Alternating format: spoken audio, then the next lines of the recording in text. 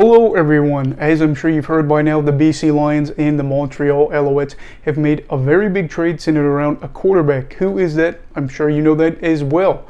That is Vernon Adams Jr. The Montreal pivot has been traded from the Owls to the BC Lions, and in exchange the Owls will be getting a first-round pick from BC in the CFL draft.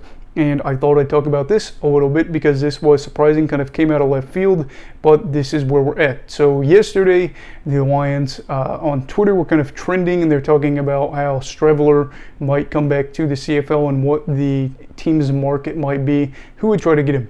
BC was kind of the talk there, but I didn't feel like that was the right fit because we've seen what Streveler can do, and he's probably not somebody you should, use as your full-time starter for a good stretch of time. So then later last night before I go to bed, I see some news about Vernon Adams Jr. possibly being part of a deal with the BC Lions. And then while I get back from work, I see that the trade has happened. Why did it happen? Well, it happened because the Lions starter, Nathan Rourke, who looks to be the MOP of this season, is out for at least 8 weeks with a foot injury, and the team went from being this juggernaut that could put up 30-plus points on just about anybody to being a team that struggled mightily. Now, O'Connor had an injury, and he was their backup quarterback. He played a little bit against Saskatchewan before having a groin injury, didn't light the world on fire, and then Pipkin, who actually played for Montreal back in the day, did not light the world on fire either. Maybe, just maybe, that was kind of the thing that needed to spark this deal to happen, as the Lions realized if we throw these guys out here, we might be able to win some games, but we could lose our seeding in the West, as they're still kind of in contention for that top seed, not only in the West, but in the CFL. And just maybe they realized, why wait? Why not just go out there and do something about it? They get Vernon Adams Jr., who has a good amount of CFL experience. He's been able to play with a variety of teams and has played in 67 career games and had a very big 2019 season. In that season, he had 3,942 passing yards, 24 touchdowns, and 13 interceptions.